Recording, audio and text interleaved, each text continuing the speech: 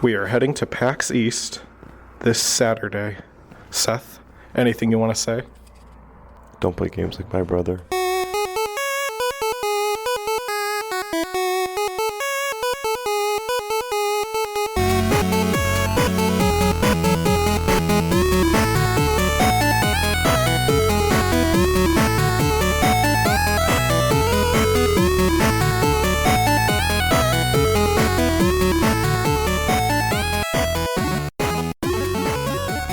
Hey there, everybody. Welcome to another episode of Classic Gaming Brothers. I'm Seth. And I'm Zach. And we are the Classic Gaming Brothers. We are the Classic Gaming Brothers. That's right. Before we get into the episode, I do have some sticky notes from our producer, Doug. They're very sticky this time. They were like glue traps. He doesn't actually buy sticky notes. He just buys little pieces of paper and then puts glue on them.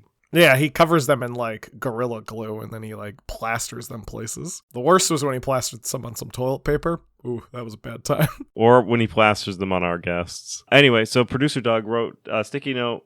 He wrote us a correction. He said that Battlefield Bad Company and Bad Company 2, we incorrectly noted that they were just single-player games. They also had an extremely well-received multiplayer mode. He also mentioned in a very long-winded post-it note that he really enjoyed playing Battlefield 1942 as it was the first game that he played at a computer cafe where you would rent a computer and play video games with the people around you. And he also mentioned that Wolfenstein Enemy Territory was a game that he liked more. That's fair enough. So thanks, producer Doug. Zach, what have you recently been playing? Seth, recently I've been playing Super Mario World for the original Famicom, not the Super Famicom. The Super Mario World for the Famicom is a backport of the Super Nintendo version of the game of the same name, and it was developed by Hummer Team, a bootleg company out of China. Originally, the game their version was released in 1995. It was actually published as two different versions. There was a version that was incomplete and published as Volume 1, I assume with the intention of Volume 2 being published, but it never came out. And another version that was complete, but only available on a very rare 45-in-1 multi-cart. I have a reproduction cartridge that has the incomplete version, the full version, and a couple of hacks that you can also play that fix assorted bugs in the game. It's actually a very faithful recreation of Super Mario World, the original, though it does suffer from some control issues. Beyond that, it's really competent.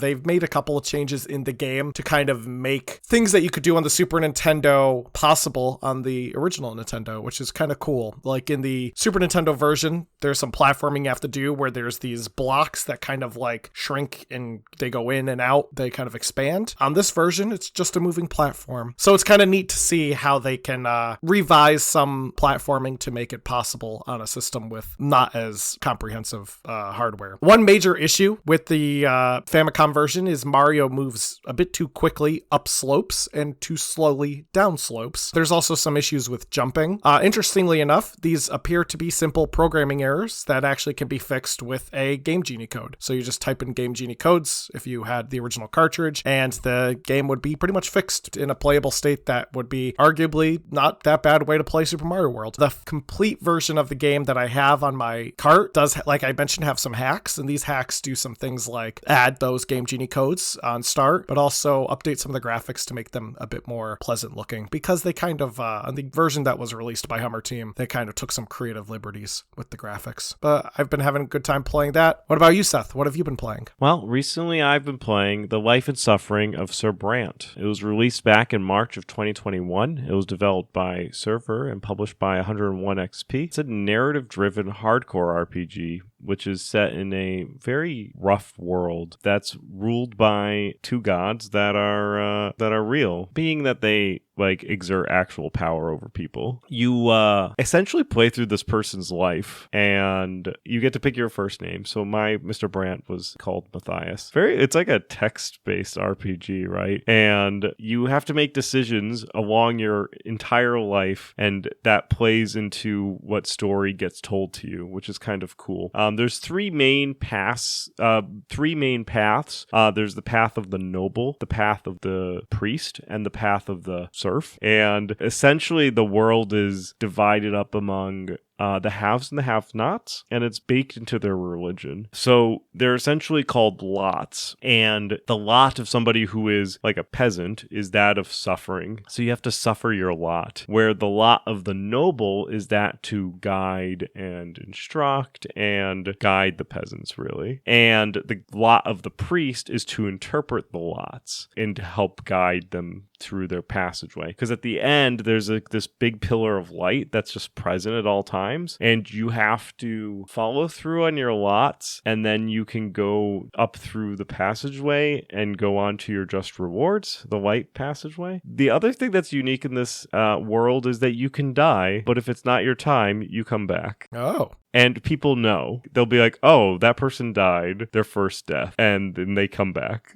And it's just like, oops. Like at one point in time in the story, my character's mom died during a house fire. And then she came back. I, so far, have avoided death. But I've had the possibility of dying 3 times so far where I could have chosen death. And then if you die too many times, I think it's a total of 5 times. On your 5th death, you have a true death. And that's when the faiths are just like, no, you're done. Though, interestingly enough, if you are a criminal and you get caught, you may be punished to a true death, where they just kill you over and over again until you actually die. It's a very interesting world. I'm going down the path of the priest, and the game made my character an inquisitor. So I'm an inquisitor, so I'm like a sub-faction of the faith that is in charge of rooting out unfaithful people. And it's been a lot of fun. I really like playing it blind. I do have to say, you have to read a lot. Also, every chapter of the game is this person's life, like a year from 1. Like you play the first chapter of the game is you as a 1-year-old, and then you're a 2-year-old, 3-year-old. Right now, I think my guy is 26, and I've been playing for 4 or 5 hours. So it's definitely it's got some meat. There is an end, and you can end it prematurely if you die too many times. But yeah, so it's the Life and Suffering of Sir Brant. It's definitely a game that I recommend picking up if you enjoy a very unique story. Well, today's episode, we are going to be talking about our time that we spent at PAX East. So last weekend, Seth and I were at PAX East for I was there on Saturday and Sunday, and Seth was there Friday, Saturday, and Sunday. We got to check out a whole bunch of games and try out some demos, and we got to talk to some people as well. Zach bought a recorder for PAX, and we were able to obtain recordings and interviews on site at PAX. So if we released it live, it could have been almost like you were there. But instead, this is like a week old. But we do have recorded interviews with people. Zach also, he interviewed me at one point in time, which is pretty exciting. And he also narrated him walking. Yes, yeah.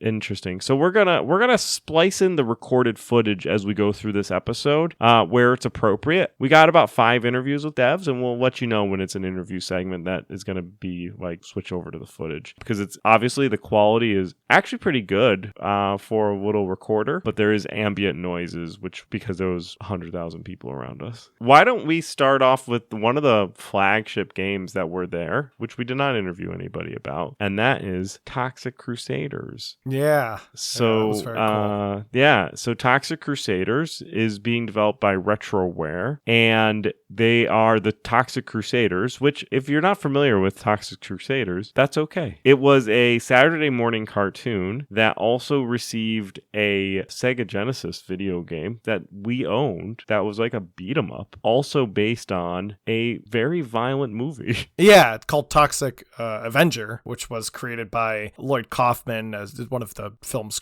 produced by Troma, which is kind of the Lloyd Kaufman umbrella. And yeah, it is a very violent movie. It's kind of gross. Yeah, it's a very schlock movie is what Zach usually describes it as. I still haven't seen it today. I'm probably going to watch it eventually. But Zach warned me it's a very, very violent movie. But the Saturday morning cartoon was not. And the Saturday morning cartoon got other marketing material, of which was the Toxic Crusader video game, which was a beat 'em up. So then they made a beat 'em up. And that's what they put in. That's coming out soon. So the Toxic Crusader retroware game that's coming out is the Crusaders, so Toxie and No Zone and all those guys, are returning for an all-new, all-action beat-em-up for 1 to 4 players, where you can get your mop and your tutu and your attitude, and you can clean up the mean streets of Tromaville, one radioactive goon at a time. It's very interesting because this game is also being published by Screenwave, which is the AVGN company, and the Angry Video Game Nerd was there for signings, as well as a few other people that were, I guess, famous. So there was always a line for this booth to either get like a photo op with the guy dressed as Toxie, who's like a very green person,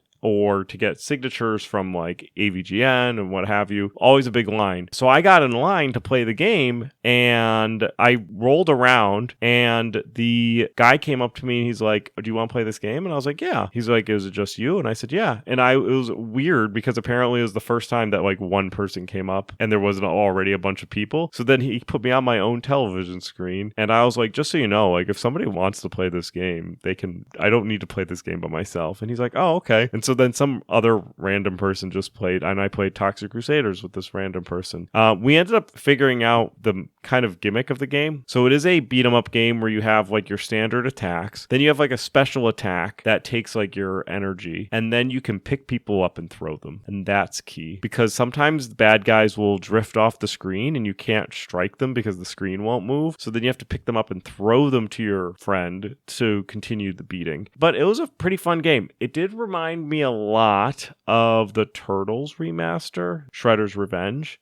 Yeah. Art style, gameplay. So it did remind me a lot of that, which I felt a little disappointed because I think that it was a prime candidate to do something unique with it. And I don't know if they're going to do something unique with it. I think they're going to churn something out that will be fun, but I don't think it will be like, it's probably going to feel like Turtles with Toxic Avenger skins on it. But it was a great game. It was a good time. It was a good game. It was cool to see. I didn't get a chance to play the demo because, as Seth mentioned, there's usually a pretty long line. And Saturday and Sunday were pretty busy, but I did get to watch some of the gameplay a bit. And yeah, it seems pretty cool. Though we were both kind of saying how we were kind of disappointing that you couldn't like smack the little ball character like you could in the Sega Genesis game. So on Saturday, I actually officially joined Seth, and we arrived at PAX on Saturday morning. We started walking around, and one of the first things we did is we actually stopped by the Retrotainment / 8-Bit Legit booth. So Retrotainment is kind of a developer for retro style games for old consoles, specifically the NES. They create NES games for the modern era, and they've worked on a whole bunch of games. And 8-Bit Legit is a publisher who's been working with them and working with getting some of their games out on more modern systems such as Xbox and Steam and PlayStation and Switch. But while we were there, I picked up a couple of physical cartridges. I picked up Trophy, picked up a copy of Full Quiet, picked up a copy of Garbage Pail Kids, and picked up a copy of Haunted Halloween 85. So now I have kind of a full suite of Retrotainment games, and they're awesome. And these are legit NES cartridges. They all come in different colors. Full Quiet was kind of a horror adventure game where you're wandering around a scary forest and you have a limited amount of supplies, and it's supposed to be like 20 hours of gameplay. Haunted Halloween is kind of more of a beat 'em up side scroller set in the 80s with a kind of Halloween twist. Trophy is kind of a love letter to Mega Man, and Seth and I actually have already talked about Trophy. We did kind of a review back in the early days of the Indie Dev Lounge. And Garbage Pail Kids is a platformer based on the Garbage Pail Kids IP. And they did a limited run of 4,000 cartridges, and there was a 1 in 8 shot of getting a certain color cartridge, a pink cartridge, and guess what? I got pink. So it was cool. It's cool to have these homebrew games for the NES and get a chance to play them. So that was Retrotainment. We had a good time meeting Tim. We didn't really get a chance to interview him, but I'm sure you'll hear from him sometime down the line, as he seemed to be interested in getting to talk to us on the podcast. So Seth and I made our way over to some of the indie developers after we went to the Retrotainment 8-Bit Legit booth, And one of the first games that we actually did an interview for was Sovereign Syndicate by Crimson Herring Studios. So let's hear what Scott had to say about Sovereign Syndicate. So Sovereign Syndicate is a steampunk RPG. It's set in Victorian London, where mythological creatures like minotaurs and centaurs and cyclops live alongside humans. They're just trying to live out their lives. Robots are gaining sentience and trying to gain independence.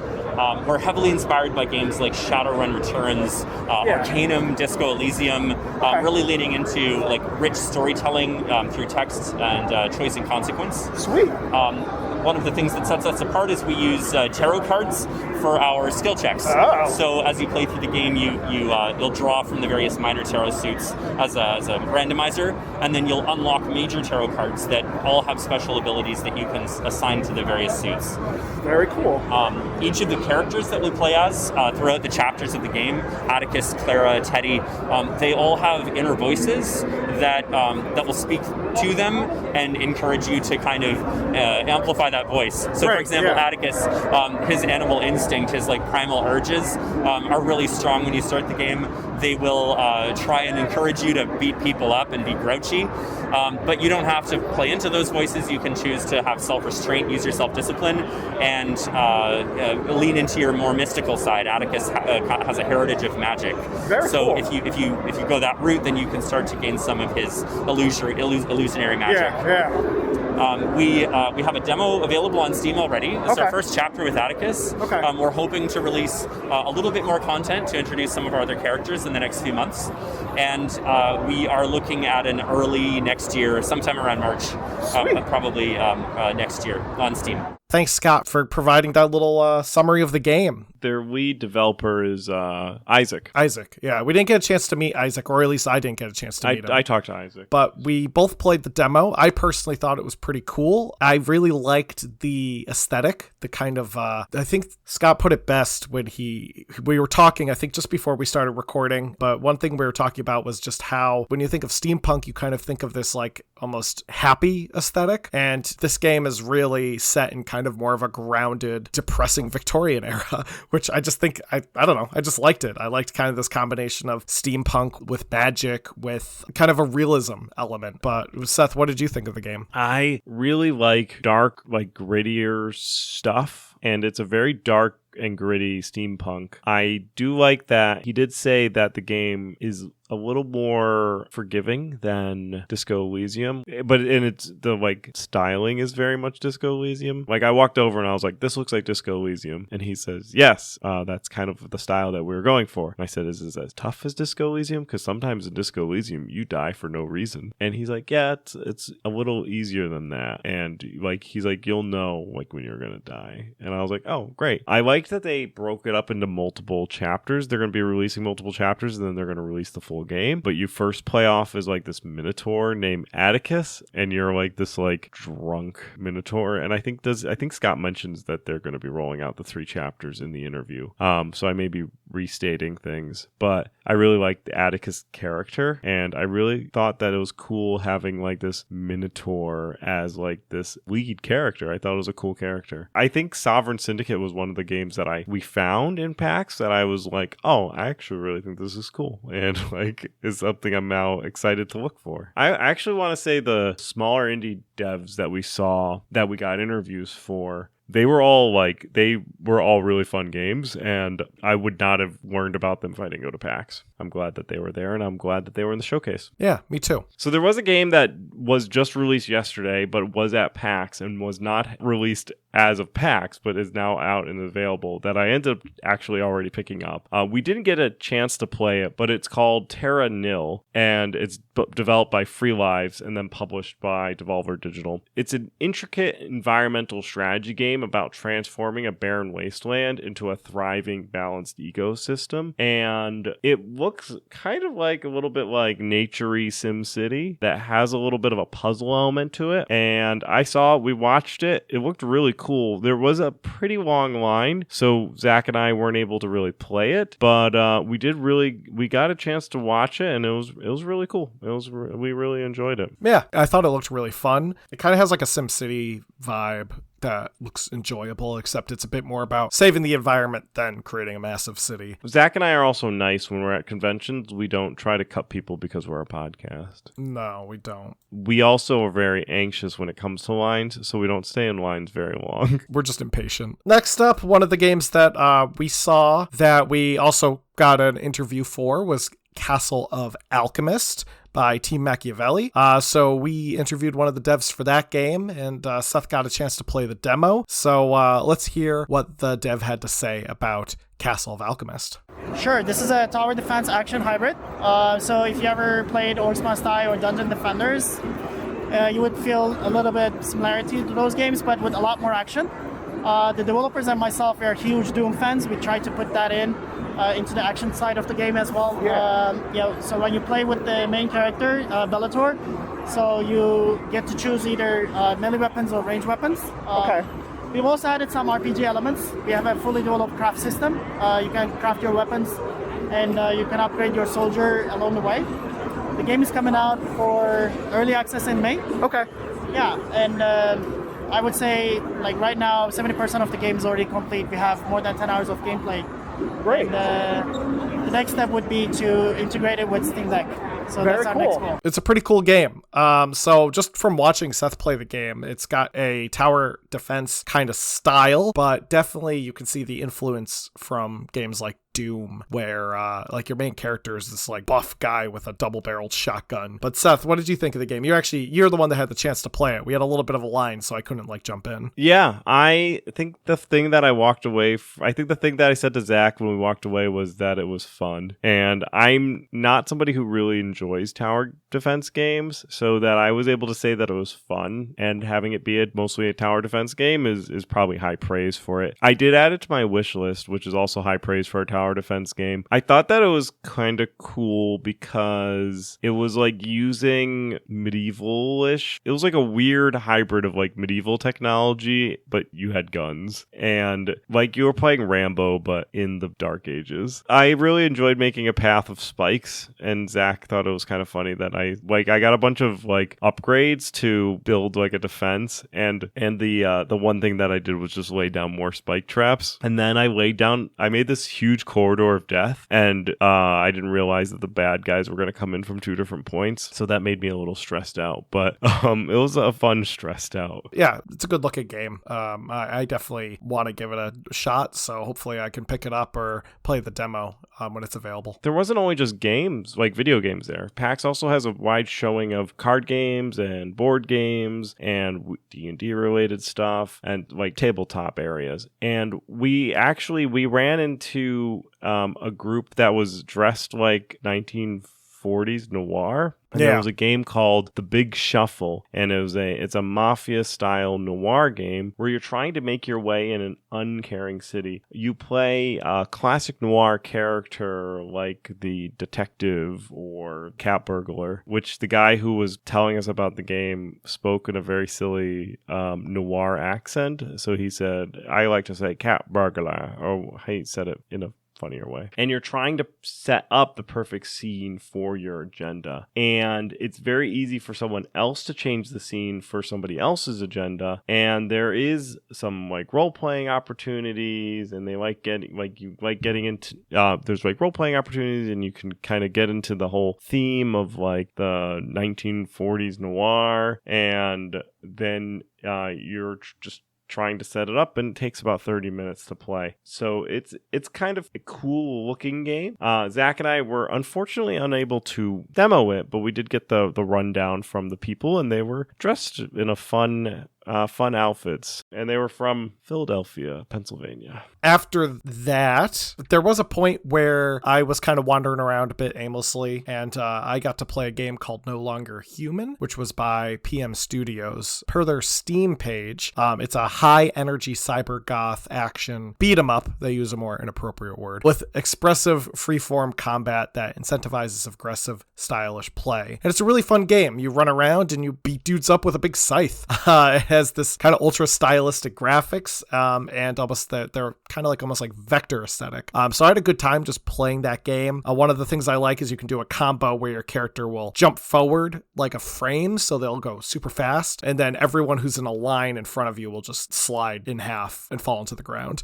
It's very stylistic, so the blood and stuff is all vector lines. There's no like actual blood, but yeah, that's no longer human by PM Studios. Which is a good segue, because while Zach was looking at these games, I was playing System Shock by Night Dive Studios, which is a remake of the classic System Shock, which has been in development for a while now. I think we played a System Shock demo at another PAX many years ago. So I played the newer demo that they had available at the Play On booth, and Zach actually interviewed me for this segment. Let's hear what Seth had to say. We'll get over to Seth and see what he thought of the game. It was fun. It was fun? Yeah. I enjoyed it. Yeah. Good interview. Thanks. I know I'm the best. Riveting stuff. I'm glad Seth could provide his insight into that topic. I'll go in a little bit more. I don't necessarily know if it was the best use case for showing the game off. I'm ultimately going to be buying System Shock. However, I was trying to get a little bit more take on the story aspect of it, which it did have it, though you only had 15 minutes, and a majority of that was taken up with playing through a cutscene. But it was cool seeing how they were planning on introducing the story. However, the combat, I think, still needs to be a little bit more visceral. It's not as like, it doesn't have as the oomph behind it, which I think they'll hopefully get to. But yeah, so that's System Shock by Night Dive Studios. I think it's due out later this year. Now another big kind of I would call almost like AAA game that I got to at least do the demo of was Alone in the Dark, which THQ has been working on. And this is a remake / reimagining of the original game. And I personally loved the demo. It was more of it wasn't really a demo of what Alone in the Dark is going to be like. It was more of like a prequel, get a feel for the game sort of deal. It was actually called Grace of the Dark, where you play as Grace, who's the little girl from the Alone in the Dark series, as you have to deliver a letter in the house. And it's a spooky house. What is kind of neat, though, is it has this kind of strangeness that you would come to expect from Alone in the Dark, where at one point the world suddenly shifts to something weird and different, and Grace, who's this little girl, doesn't really react afraid. She reacts concerned because she knows it's connected to someone that she cares about, this character Jeremy. So she's worried about Jeremy and what Jeremy has gotten himself into, which is kind of opening up to what the actual story is going to be like and what the question is. So I'm excited to play Alone in the Dark, and I'm happy I got a chance to try out the demo. Kind of disappointed it wasn't a full recreation of Jack in the Dark. I think that would have been hilarious, but hey, you know what? I'll go with what they had. So back at the PAX Rising mega booth, as it were, we were able to play a game I played a game called Paper Trail, which is being developed by Newfangled Games. We did interview this guy while I played the demo, and Zach will cut in the interview here. This is Paper Trail. This is a origami-based puzzle game. What it means basically is that you fold the page to the other side and see what's behind there. So in the early goings, you basically get a tutorial of moving in all 4 directions, but in a few screens, a little bit down the line, you also get diagonally, and you also have to play on the positioning of the main character page. After that, it also moves into more environmental stuff. There's a lot of elements moving around, but every area in the game basically introduces you to a new mechanic and adds on top of that. Very cool. So it's kind of like a combination of like a puzzle / adventure game? Yes, absolutely. So the game was really cool. I really enjoyed the aesthetic. It was kind of a unique game that was like an origami like puzzle where you had to try to slide things down. And I was kind of like really watching somebody play this. I was like, I gotta play this game, and I did, and it was really fun. I hope that it gets a mobile release because I think it would be a really good game to play on your phone. Just having like a touch interaction, which I think it will because I think he had it running on a tablet. I do see games at PAX where I'm like, this game looks like a really fun mobile game, but not a game that I would play on my PC. Not saying Paper Trail is that type of game. I think Paper Trail could be fun on the PC. I think that it just looks like it's more suited for a tablet or mobile. Probably because there's so few good mobile games, to be honest. I feel like there's the mobile games that are out there. I would say like 80% of them are just like full of ads. So when I see a game that I'm like, this would be really good on mobile, I just want it on mobile so that there'll be more better games on mobile. But yeah, so Paper Trail looks like a fun little puzzly game where you have to get a lady across a Japanese style universe by folding the map around her in order to get her to progress over broken bridges or up through passageways in stone. Another game that I saw that was actually over in the PAX Rising area was Slay the Princess by Black Tabby Games. In the game, the plot is pretty simple. You're here to slay the princess. Don't believe her lies. This game looked just intriguing to me. I didn't get a chance to play the demo, but I thought the aesthetic was something that was worth looking into. It has this kind of like hand-drawn style graphics where everything looks sketched, like almost with like pen and paper. And it's definitely a game I'm going to keep my eye out for and put on my wish list and follow up with as it's in the development stages. But it looks spooky. So we went over and we saw this game called My Friendly Neighbor being developed by John and Evan Szymanski and being published by Dread XP, where something scary is happening with everyone's favorite Saturday morning puppet show, Our Friendly Neighborhood. I think I said Our Friendly Neighbor, but that's mostly because of the neighbor game. This one's Our Friendly Neighborhood. And in Our Friendly Neighborhood, you play as Gordon, a repairman sent to get to the bottom of this disturbing dilemma where you have to fend off puppets and solve puzzles in this survival horror adventure game. This game has Muppets in it that you shoot them. Yeah. They kind of look like Bert and Ernie. At least the title characters. It also like kind of has a BioShock vibe to it that I was getting where, I don't know, just like the weirdness of the world that you're in and kind of the over-the-topness. I don't know, it just gave me a BioShock vibe, especially because the weapons are like chain gun that has like a typewriter on it for some reason. Maybe a game that we play during spooky season or during Extra Life. Another cool game I saw that, I don't know, I couldn't really get a vibe for it, but it looked interesting, was Goodbye World by Yofuji. It's a narrative adventure game where you play through 12 stages of puzzle platformers while following the two protagonists through 13 chapters of their story. And I think that whole stages of puzzle platformers while you're also following these two protagonists is such an interesting blend, because the way they do it is the two protagonists' story is told through like an RPG setting, while the puzzle platformers you play are on what looks like a Game Boy. So your character will like pull up a Game Boy and you'll play a game on it. And I think that looks cool. I like that idea. And I like the idea of kind of integrating these puzzle platformers with the lives of these characters.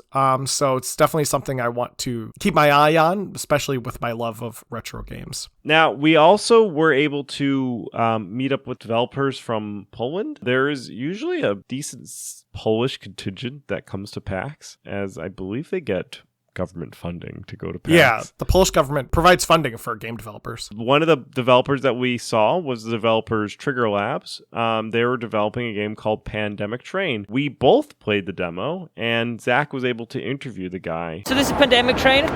We are a team from Poland that came out here to represent our game and show our game. So you're on a train, so you have three sections. You're on a train out in the world, and you have a hub. Okay. So on the hub, you get to upgrade your characters, your train, how much scrap you have of starting scrap. So it's a roguelike in that sense. Okay. So you look for biofuel throughout the world, so you can upgrade your base and upgrade your stats like health, ammunition, and other things, so you could live in this world better. On the train, you get to have things like a kitchen, chicken coop, sheep stable. So you get from the chicken coop, you get food. Yeah. For the sheep stable, you get wool for bandages. And for Molotovs, which is one of our weapons. Yes, right, yeah. Very and cool. med kits, because you need to re-heal. And in the wild, you also find, so in the outside world, you have to fight cultists. Okay. And these cultists are trying to kill you, trying to take your stuff, and they're here in general to like start the plague, support the plague and everything. And your goal is to figure out why this plague's happening, who caused it, what, where, why, and how to cure it. Cool. And it's a very story-based game. You have newspapers, you meet people. Yeah. That's the goal we were going for, and it's turned out pretty well so far. Yeah. It'll be out in July. What I really enjoyed the most about this booth was they had 2 monitors set up, and one was really good and one wasn't so great. And by that I mean like the monitor was broken and had like a red hue on the entire game, and that's the one I played while Zach got to play the nice version. And it was like the game had its own theme going on because it was like a pandemic going through it. Didn't they say that they developed this game prior to the actual pandemic? Or they started developing it? Yeah. They didn't make this game because of the pandemic. They were making this game and then the pandemic happened. The game involves exploring areas while going about different locations on your train, and then essentially scavenging and salvaging things, and then modifying your train. And then you get people that help you, and you can build it, and you can customize your train and what you have in there, and you get crew, and you get leaders, and you can kind of go through. The leaders are the ones that go do the shooting, and the crew do the building. It kind of reminded me a little bit of Mr. Prepper. Yeah, a little bit. Except on a train with violence. Because Mr. Prepper doesn't have that much violence. Another game I saw while Seth was actually waiting in line for System Shock was Treachery in Beatdown City by New Challenger. Per their Steam page, in the game, you're exploring an angry city and you meet the worst people. You beat them up with style. And it is actually kind of cool because it looks like an 8-bit beat 'em up, but it's a tactical RPG. So it has kind of the aesthetic of an 8-bit beat 'em up like you would see with something like River City Ransom or maybe Double Dragon, but the actual gameplay mechanic is tactical RPG where you have to plan out your attacks and they happen turn-based. I thought it was really cool. I thought that was kind of a neat twist on the beat 'em up style, and it's one of those games that I definitely am going to keep my eye on because I love retro games, as I've said many times. I'm going to talk about a game that Zach saw and that I don't know if I did see. Exophobia by Zark Attack, where you explore and fight your way through a crashed human spaceship infested with relentless hordes of aliens as you become more powerful with exciting weapon upgrades, power-ups in a retro-inspired first-person shooter, and kind of has a Wolfenstein in space vibe. That sounds really cool, and I don't know if I saw it. It was over with a group of other games. I think it was actually in the same place that I played No Longer Human, but it does feel more of like Wolfenstein than Doom, especially because just the way the maps are. They're very very flat 90-degree turn style maps. Like a Windows screensaver. Except you're shooting aliens and stuff in space. And then the last game that we ended up seeing that we wanted to at least talk about was Wrestlequest by Megacat Studios. And we got a great chance to interview Zach with Megacat Studios. And let's hear Zach's whole pitch for Wrestlequest. So Wrestlequest is the world's first heavyweight pro wrestling RPG. We took that classic era of RPGs, your Chrono Triggers, your Earthbound, Super Mario RPG, Final Fantasy VI. Took everything that's great about them and wrestlefied it to make it even better. So, for example, combat system. I love the classic turn-based system. I grew up with it. Yeah. But after a while, it gets a little bit stale. You're just spamming that attack button, kind of doing battles on autopilot. Well, in WrestleQuest, every match takes place in front of this live audience. You need to keep them in mind, keep them engaged with what's going on. So if you just keep hitting that attack button, they'll start to get bored. And when that happens, we have a system called the hype meter. The hype meter drains out. When that happens, your enemies get stronger. Sweet. But if you approach battle with a little bit more strategy and showmanship, a little bit of creativity, you'll start to keep them engaged and they'll start cheering for you. When that happens, your hype meter grows, it fills up, and you'll unlock better abilities, you'll get buffs, and then after battle, you'll get better loot. So it's all about keeping in mind that an audience is watching them, keep them engaged in a fight. So it's about adding that drama and spectacle of wrestling to, again, wrestlefy those parts of the RPGs. Yeah, so your guy was mentioning that you've also gotten some actual licenses for the game. Oh, yeah. So how did that come about, and who have you gotten so far? So we have several licensed wrestlers. We have about 20 plus. Macho Man Randy Savage is definitely the pillar of the game. Right, he inspires the main character to, take his wrestling journey. We also have Andre the Giant, Jake the Snake, the Road Warrior, Sergeant Slaughter, Coco Beware, Junkyard Dog, Rocky Johnson. We got a bunch, man. Very cool. Well, thank you very much. What was your name again? I'm Zach from Mega Cat Studios. That's my name, Zach. All right. About to start a faction. Yeah, Zach faction. Zach Attack is coming. Yeah. It was a great game. It was great to play it. I know Seth got a chance to demo it. I got a chance to demo it. Personally, I really liked it. I liked the idea of the combos that you had to do. Like, for example, after you take down your enemy, you have to do this like quick time event to pin them. And I just thought that was kind of clever. And I liked the mix of quick time events with turn-based gameplay. I'm not usually a person who likes QuickTime events in general, but I thought they were handled very well in this game. I thought they were handled appropriately. Seth, what did you think of Wrestlequest? Yeah, I thought it was kind of a unique take on a wrestling game, which primarily we actually haven't talked about classic wrestling games. No, we haven't, which probably should. But it's like if you took like a Final Fantasy but themed it with Macho Man Randy Savage and did wrestling, and I enjoyed it. I thought it was kind of cool. I thought the graphics were fun, and it just definitely has a fun little vibe of RPG wrestling. They also had a wrestling rink set up, which we did not pose with, but you could do some wrestling if you wanted to in the wrestling rink. And that was PAX. That was PAX East. So Seth and I had a blast, and hopefully everyone enjoyed listening to our take on PAX East and listening to some of these interviews that we got. Overall, I had a great time, good time hanging out with my brother, and I hope Seth had a good time too. Yeah, it's always a fun time. On top of doing PAX, we also did an escape room on Saturday night, which we did at Trapology, which is kind of an annual thing that we do. I think we've done it almost every year, and it's great. It was a lot of fun, and we got out. So we got out with 2 minutes to spare. So we're smart. Or at least the people we were with were smart. And with that, we're going to get into our Retro Rewind. Yeah, so Zach had me playing Syndicate, which was released in 1993 by Bullfrog Productions. He had me playing it on the Sega Genesis, which I think might have been a mistake. But it's an isometric, real-time tactical and strategic game where you play as some cyborgs that are trying to accomplish goals, like assassinate people. The backstory of the game is in the manual, not in the game itself. So it just drops you right in the middle of the city with 4 guys, and you have to go and shoot people, and you don't really know what it says like assassinate people, but you can't tell anybody. It's one of those games where I should have had the manual. However, I didn't have it because I was playing it on the train on my RG351V while we went to PAX. I was kind of confused about how to play the game, and it felt a little dated. If I was to replay the game again, I would probably play it on the computer. I would also read the manual, and that may help me understand the game better. Though, however, I don't feel like it held up for me. Zach, next week you can play Side Pocket for the SNES. Seth had me play Road Rash 2, which was the sequel to Road Rash. It was developed by Electronic Arts in 1992, and the game is centered around motorcycle races. But you get to smack your opponents. It's a great game. I loved it. I really liked the combat and the gameplay itself. One of my absolute favorite things was that if you get knocked off your bike, you have to walk back to your bike.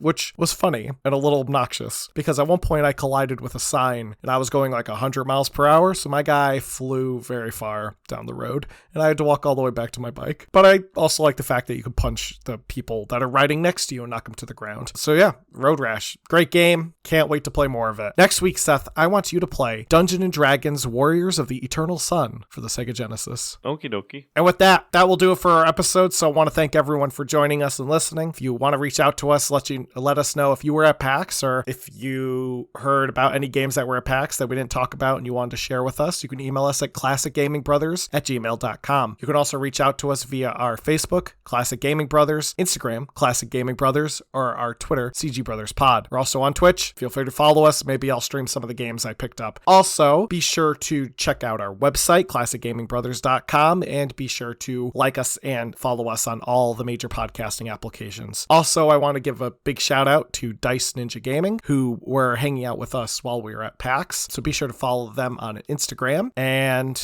with that, I think that's it. Seth, do you have anything to contribute? Don't play games like my brother. And don't play games like my brother. I've been Seth. And I've been Zach. And we've been the Classic Gaming Brothers. That's